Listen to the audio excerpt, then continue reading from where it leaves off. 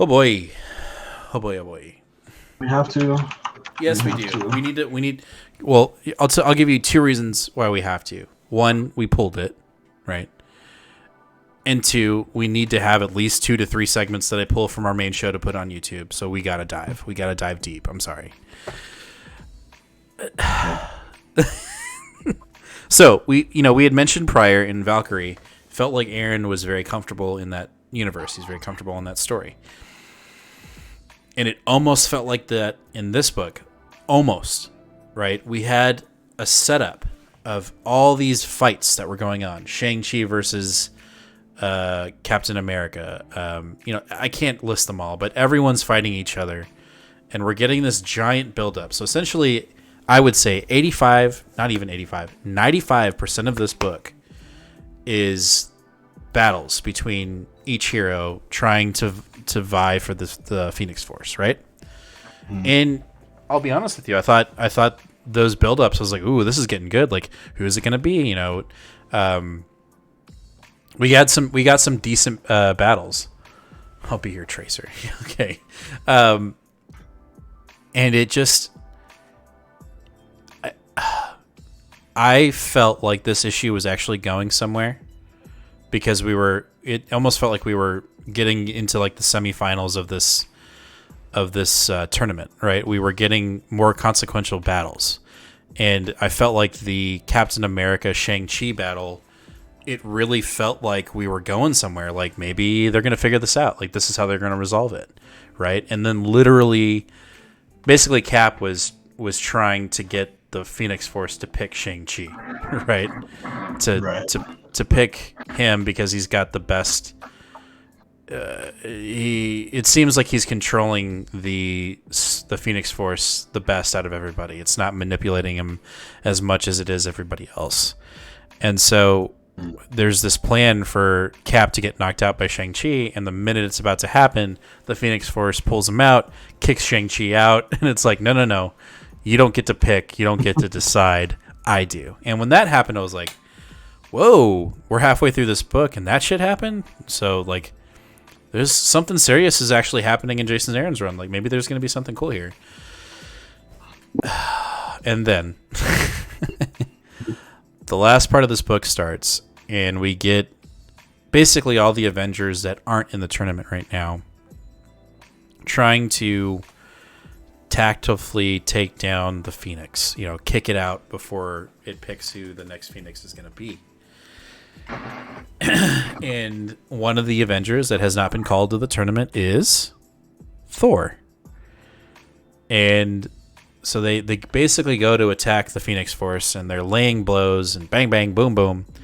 And we get an inner dialogue with Thor, and Thor's like, there's just something off within the heavens. I feel familiar with the Phoenix Force. And we're like, what are you doing? What are you talking about? And he just feels, what did he say? Like, he almost felt like he was at home with it or something like that. Like, it was just a weird, something familiar. He said it almost feels like some form of love. Let me do my eye roll again. Yeah, I didn't see it. Basically, oh god. So we get this little inner dialogue. He's fighting the Phoenix, but he's like, there's something off. Then we cut back to, again, our heroes, and everyone's rearranging the tournament to the point where, right before we go back to our last part of this book, Wolverine has accepted that he's going to be the Phoenix, right? And I can't tell if he's being corrupted again or if he's embracing the role of him actually becoming the Phoenix. But that was kind of weird. Like, we got to, the latter half of this book is Wolverine basically explaining to everybody why he deserves to be the Phoenix.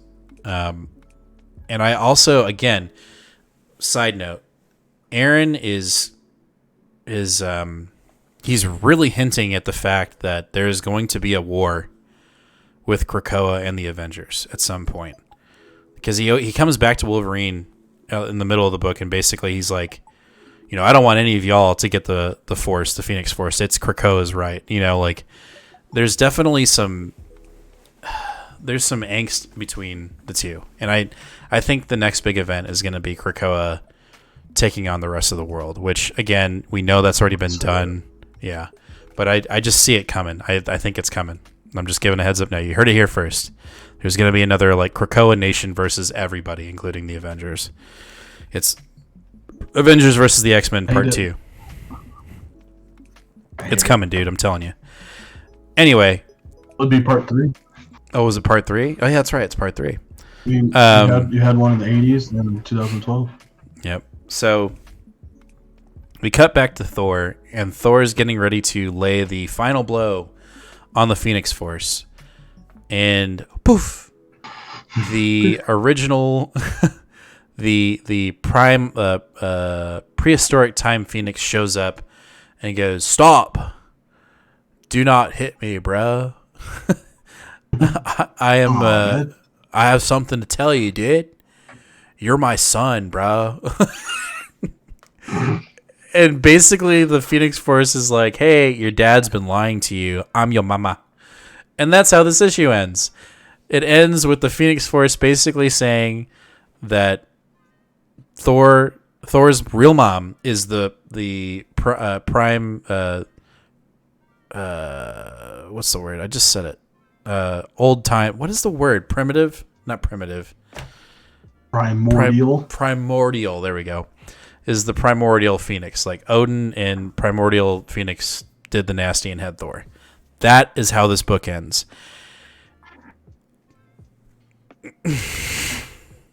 I don't like it. What did we determine? Is this mom number 3 or mom number 4? I believe it's mom number. My calculation, it is mom number 3. Okay. So we've got Gaia, who's his Earth mama. Mm-hmm. We got like quite literally the Earth, right?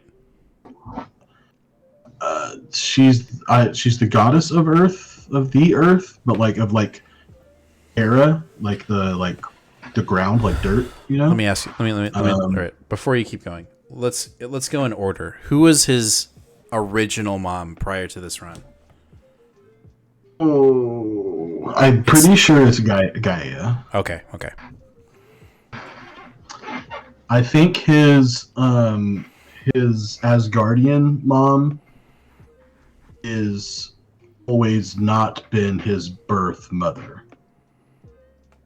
Didn't know that. I don't know, dude. But I don't know. Yeah, I don't know for sure.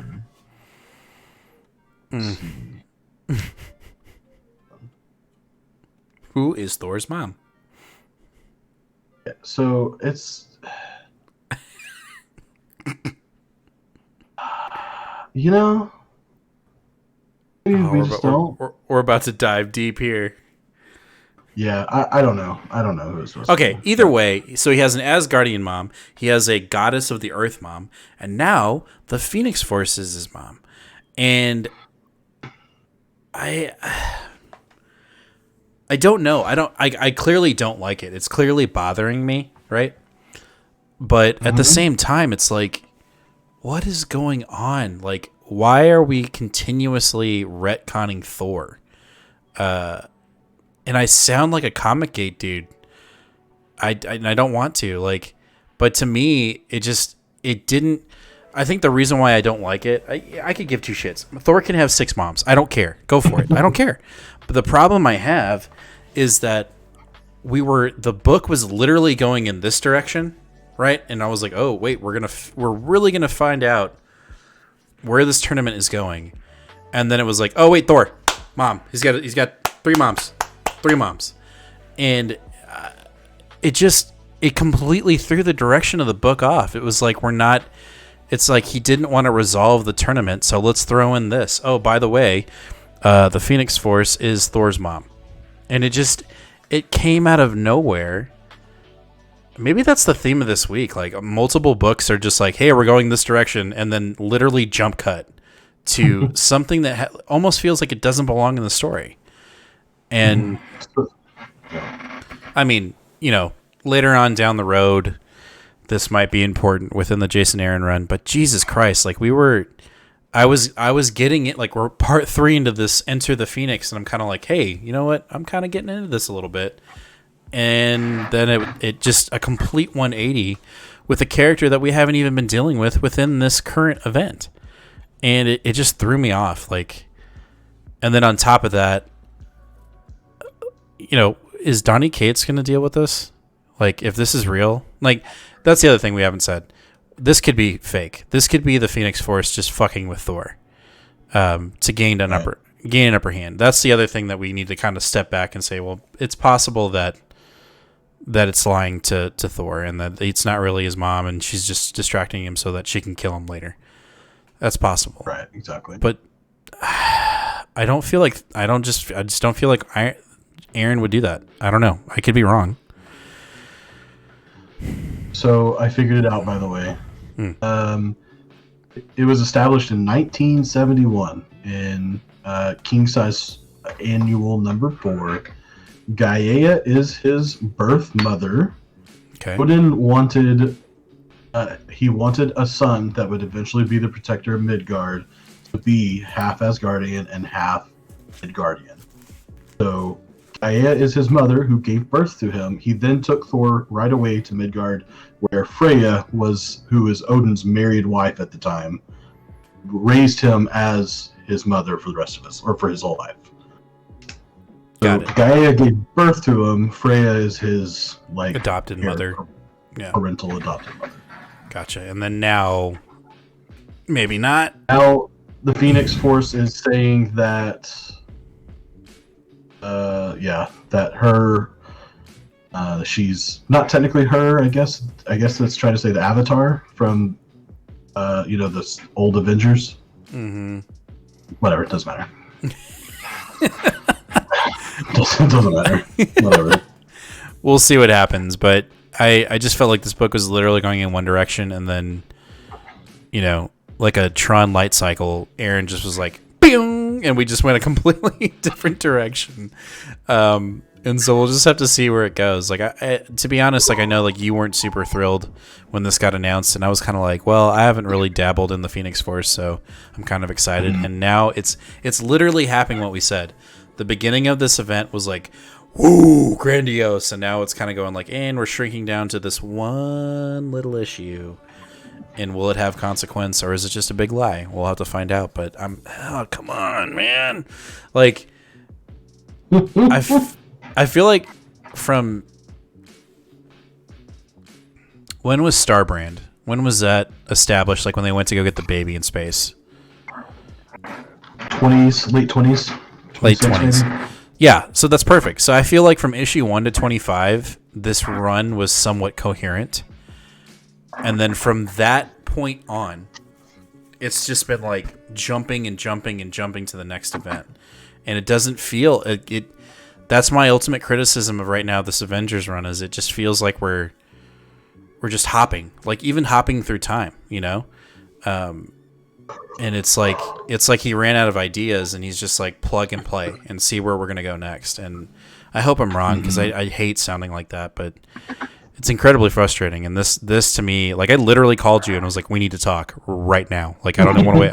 I want to wait for the show. We need to talk this out, because I don't know what the hell's going on. So yeah.